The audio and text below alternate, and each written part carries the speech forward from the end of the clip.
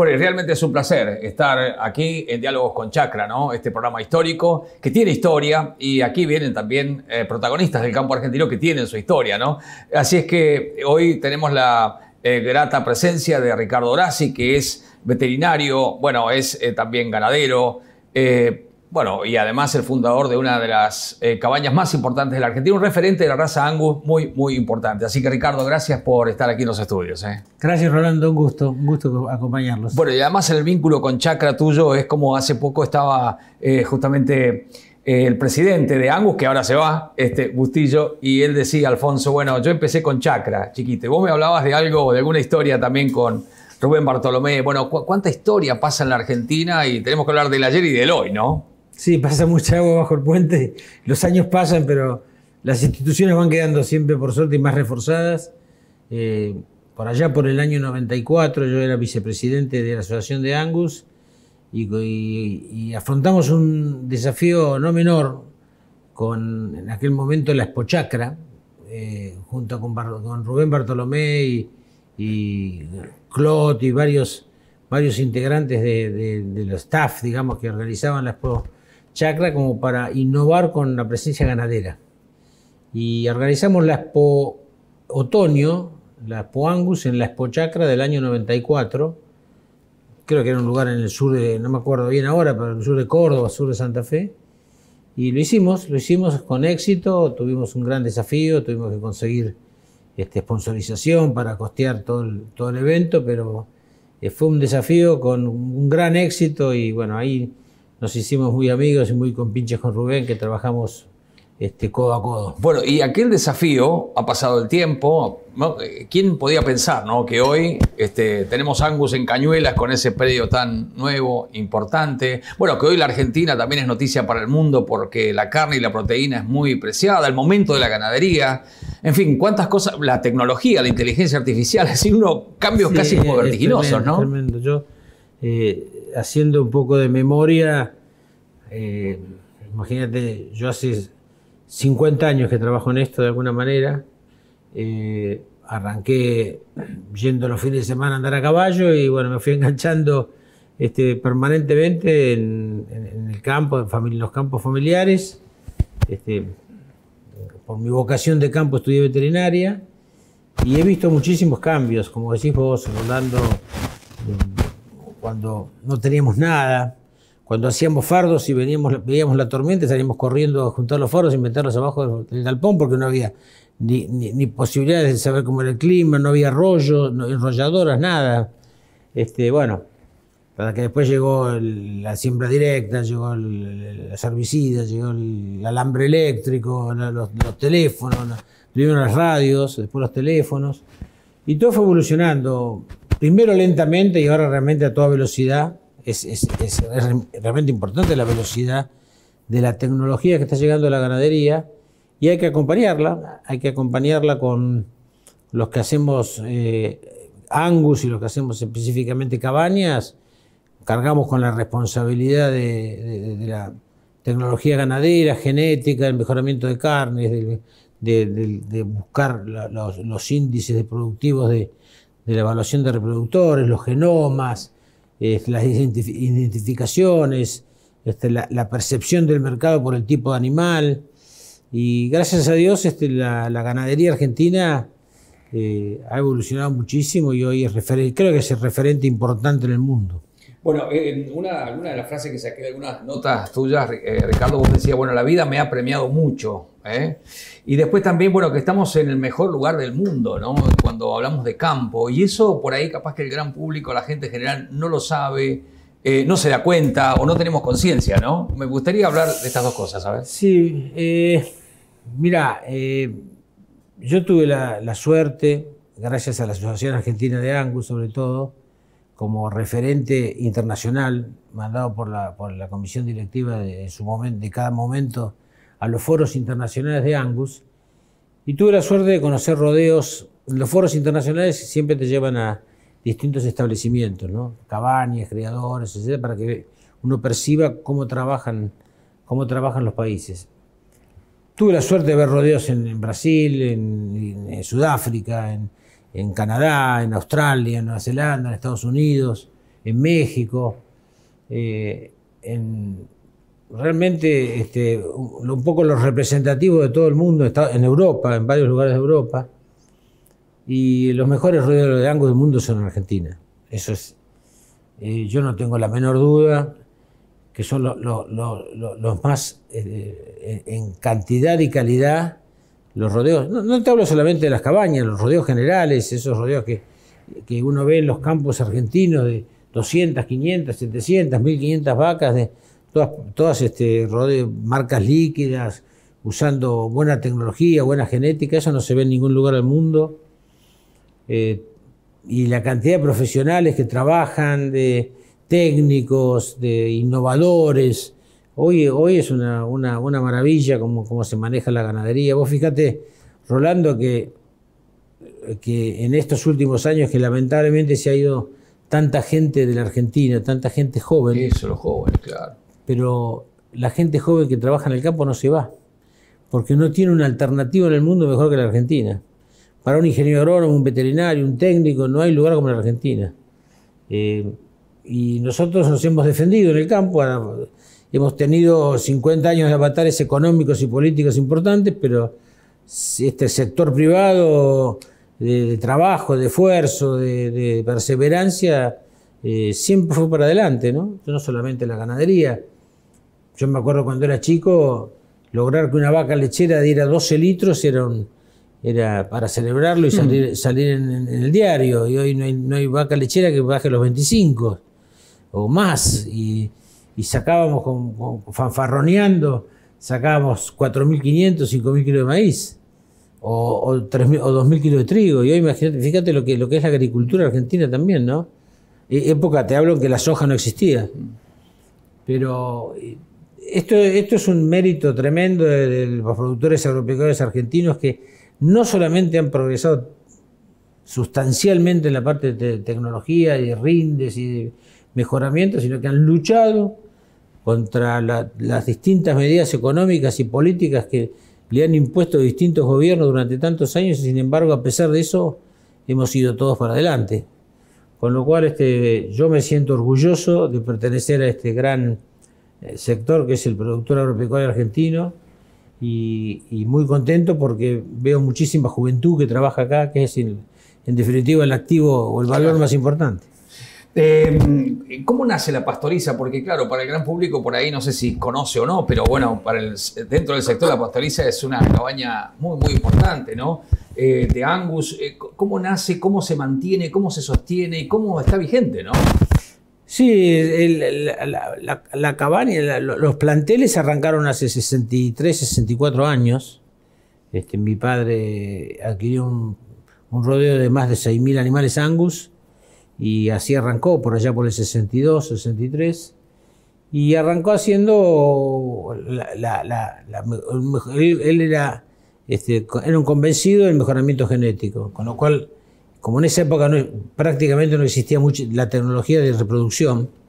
Sin embargo, me acuerdo que mi padre mandó 200 vaquillonas a la cooperativa de Monte, porque en la cooperativa las inseminaban. Mira. O sea, cuando hablamos de tecnología de reproducción, hablamos de esto, inseminación, embriones. Fíjate que no se inseminaban en los campos, pero se podía mandar las vaquillonas a inseminarlas. Yeah. Con el doctor, me acuerdo que estaba el doctor Roldán y el doctor Ostrowski.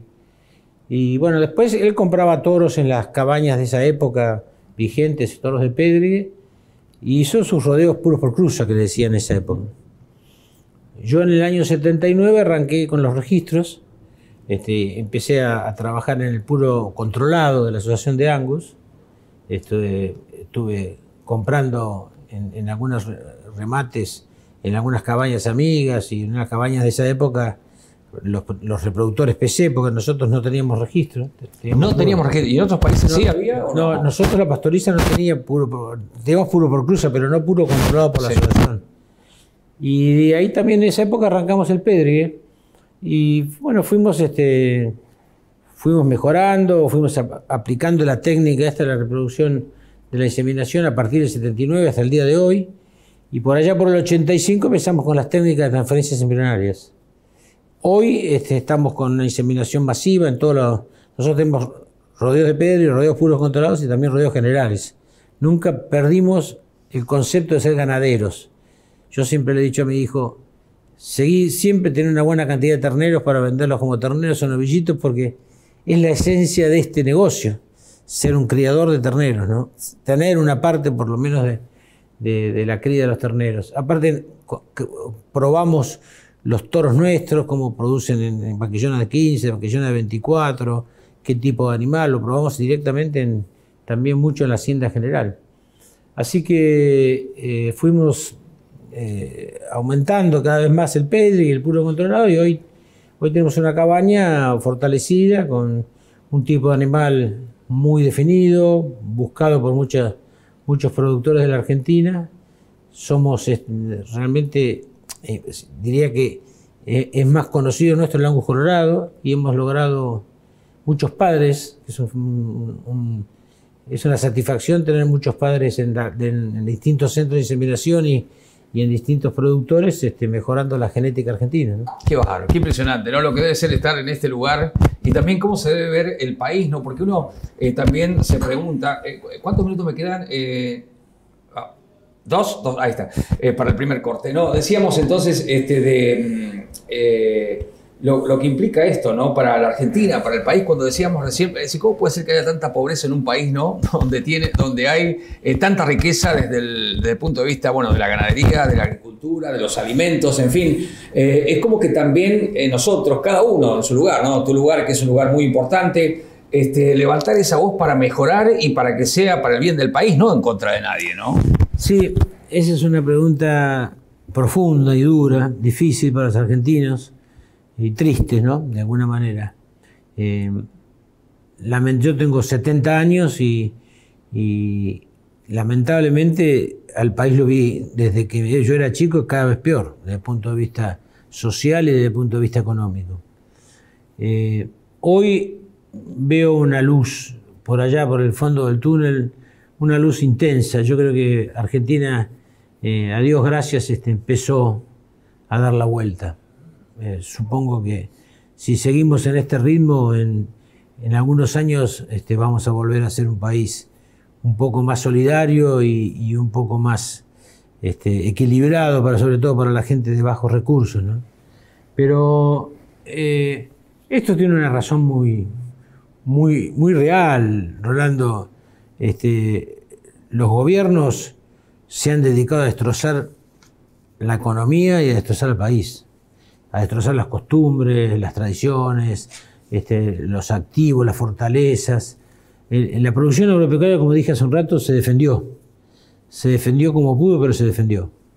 Pero los sectores más vulnerables no se pudieron defender. Entonces, yo siempre decía, esa inflación leonina de 2 o 3 dígitos, ¿no? Tantas que hemos pasado, ha destrozado al trabajador, ha destrozado al empleador, ha destrozado muchísimas industrias. Entonces ahora necesitamos una estabilidad, y a partir de la estabilidad necesitamos varios años. Pero tenemos con qué.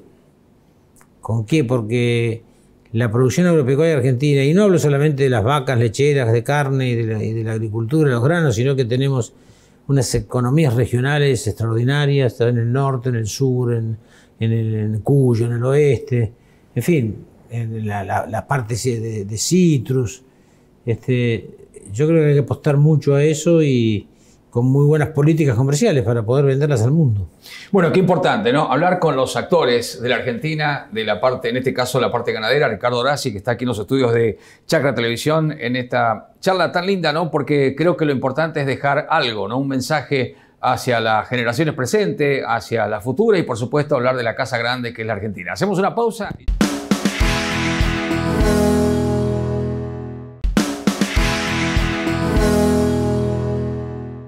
Bueno, y seguimos aquí en Diálogos con Chacra, por supuesto con la presencia de Ricardo Orasi, la pastoriza. Estábamos hablando recién de la familia, de las nuevas generaciones. Bueno, yo recuerdo que cuando hacíamos notas para la radio, a Ricky hacíamos la nota ahí, muchacho joven, que ahora está viajando a Canadá, creo, y también allí hay una visión particular en el río Salado, en materia de producción. ¿La podés contar, Ricardo? Sí, nosotros tenemos 3 establecimientos que pertenecen a la tradicional y característica cuenca del Salado, de la provincia de Buenos Aires.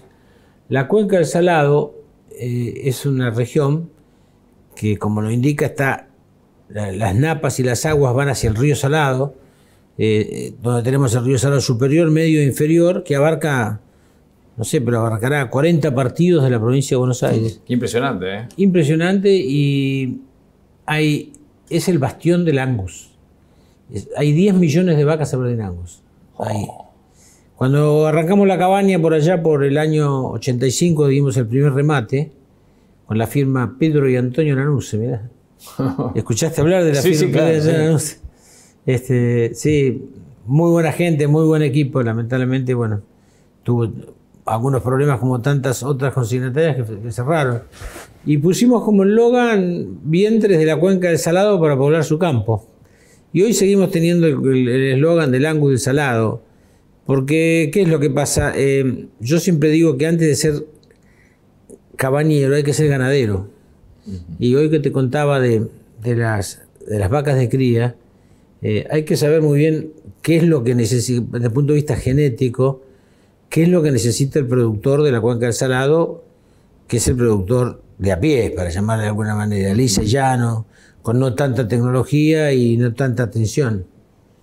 Entonces propusimos y trabajamos en un tipo de animal adaptado a la cuenca del Salado, sobre todo los toros, adaptados, rusticidad, como dice mi hijo, que viva en el mundo real, con las heladas, los fríos, los calores, las secas, que aprendan a estar gordos a la salida de los inviernos, que es el problema de la cuenca del Salado. Yo me acuerdo cuando era chico, y disculpa que te interrumpa con esto, no había tecnología de nada, no había reservas, no había nada, no había suplementos, rollos, silos, granos, nada, se hacía silaje, nada. Y en el campo, esos campos grandes de toda la cuenca del Salado, cuando venían los recorredores, los puesteros, le informaban al capataz o al mayordomo que había 2 vacas muertas en el fondo del campo, ¿no? Y el mayordomo le preguntaba, ¿y de qué se murieron? Se murió de agosto, decían. Se murió de agosto. Se murió de agosto, porque agosto se acababa el pasto, claro, se acababa todo y se morían en agosto. Claro, sí. Entonces durante décadas en el campo estaba esa creencia o esa condición de que la vaca se moría de agosto. Qué bárbaro. Bueno, volviendo a la adaptación, precisamente para que no se mueran de agosto, y para que sirvan en septiembre, octubre, noviembre los toros, hemos trabajado mucho en ese aspecto, tratando de tenerlos siempre a campo, en todas las condiciones pastoriles. Por supuesto que cuando vas a vender un toro lo vas a cerrar 90 o 100 días para que esté presentable, porque nadie te compra un toro flaco, ¿no? Eso es verdad, pero siempre los toros adaptados, y seguimos mucho en la postventa para ver cómo les va, ¿no? Y bueno, todo eso la cabaña nuestra está posicionada para el ganadero de la cuenca del Salado. No obstante, nos fue llevando a mejoramiento genético. Nosotros hacemos más de 200 nacimientos de transferencias embrionarias. Usamos tanto la técnica de Moet tradicional como la fertilización in vitro, con la aspiración. Y eso nos ha llevado a empezar a tener un pédrigue de un muy buen nivel, de un tipo definido, un tipo moderado, que es el más buscado precisamente en la zona nuestra y que hoy se está buscando cada vez más en todo el país. Y a partir de lo que producimos y con lo que hacemos, salimos a las exposiciones y vamos al circuito nacional Angus. Y algunos toros nuestros han tenido mucho éxito desde el punto de vista fenotípico, productivo, reproductivo. Entonces estamos muy gratificados por todo eso, ¿no? Arrancamos con un famoso toro colorado que se llamaba Brigadier, que fue uno de los padres mejoradores del Angus colorado en la Argentina, un toro que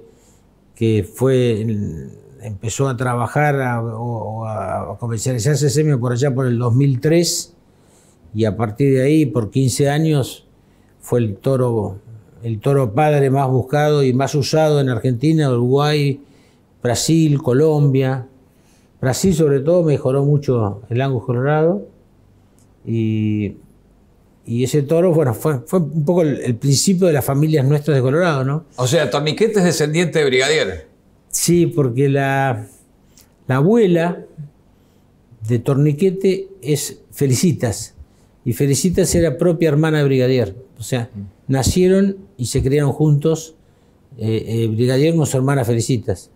Y la torniquetera, la madre del torniquete, es precisamente hija de Felicitas. Bueno, hablamos de Torniquete. Brigadier se llama, ¿sabes por qué? Porque nosotros somos de Monte. Ajá. Para aquellos San Miguel que no del saben, Monte, sí. Somos de San Miguel del Monte, que fue el bastión siempre de Juan Manuel de Rosas. Ajá. El brigadier general Juan Manuel de Rosas. Claro. Entonces, más allá de que te guste o no Rosas, es un ícono de Monte. En realidad tenía los Colorados del Monte, la guardia, el regimiento de los Colorados del Monte, que inclusive fueron los que solucionaron el problema de la anarquía del año 1820 en Buenos Aires. Y bueno, en homenaje a un ícono de Monte le pusimos Brigadier, por el Brigadier General. Sí. Qué bárbaro. Cómo, bueno, se cruza la historia, las raíces. Sí. No podemos renunciar a nuestras raíces, de dónde venimos, ¿no? Nuestra historia y todo lo demás. Torniquete, bueno, se vendió en 135 millones de pesos, ¿no? Algo así como 142.000 dólares. Bueno, ¿cómo impactó esa cifra, no? Esto fue ahora, el año pasado, ¿no? El año pasado, se fue en julio del año 2024. Torniquete, un ternero muy destacado chico, fue campeón en la exposición de otoño, también en Palermo, fue el mejor torneo de Palermo, muy conocido y muy comentado y muy buscado. Y llegó el momento que después que fue reservado gran campeón macho en la exposición de otoño de Angus del año 2024, lo pusimos a venta en el remate. Y había varios interesados. O sea, había centros de inseminación que habían armado algún grupo de inversores, había 3 o 4 centros de inseminación, y un grupo de inversores se puso bastante firme, en el cual nosotros también participamos con un pequeño porcentaje, que se llama el Marcangus. ¿De Venado Tuerto? De Venado Tuerto. El Marcangus hace 3 remates por año en Venado Tuerto. Está integrado por 11 productores, la mayoría zonales, Venado Tuerto, Colón, sur de Córdoba, casi todos de esa zona, ¿no? Algunos también de más lejos, ¿no? Hay alguno de Trenquelao, que en otro de cerca de Luján. Y bueno, el objetivo era buscar un toro para uniformar todo desde el punto de vista genético, desde el punto de vista comercial, y para que todos usen más o menos la misma línea genética. Y bueno, lo adquirieron peleando con un centro de inseminación también grande. Y bueno, ahora están, por supuesto... ¿Ustedes pensaron que podían pagar esa cifra o no? ¿O más o menos estimaban? Nunca vas a pensar tanto, claro, ¿no? Nunca vas a pensar tanto. Por ahí cuando el martillero de Jauregui Lorda abrió el toro y dijo así, viste que cuando abren dicen cualquier cifra, pero podría haber dicho 40 millones, dijo, hay 100 millones, y la gente murmuró de risa. Claro, ¿quién va a pagar? Y después, bueno, arrancó a poner en 20 o 30 millones y llegó hasta esa cifra. Porque primero había otros 2 que no lo largaron, tomaron, fue una secuencia bastante divertida y linda y anecdótica, ¿no? La venta de ese toro en el remate nuestro. Y bueno, ahora por suerte el toro está ahí. Se han vendido vaquillonas paridas con él, remate Marcangus, preñadas.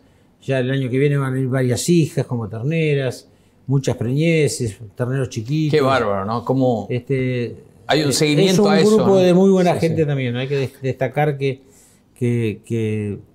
realmente es un gusto y un placer trabajar con esos socios, ¿no? Ricardo, me dicen aquí que ya tenemos que ir cerrando. Y Yo te voy a contar una anécdota rápido. A ver. Había el doctor Fargosi, quien fuera uno de los grandes abogados de contrato de la República Argentina, padre del que acaba de salir electo diputado, amigo mío, muy buena persona.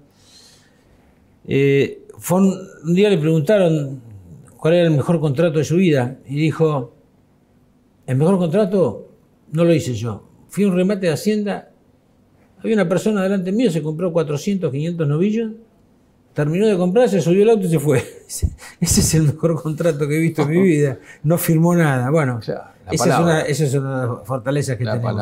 La palabra, la confianza, Eso, ¿no? la honestidad que tenemos todos en el campo. ¿Cuántos valores que la Argentina necesita? Sí. Te decía, la familia por un lado y la Argentina, ¿no? ¿Cómo se va preparando? ¿Cómo ves que se va preparando para también este desafío de abastecer de carne al mundo que está demandando Estados Unidos? Bueno, en fin, todo el sistema geopolítico que estamos viendo en este momento.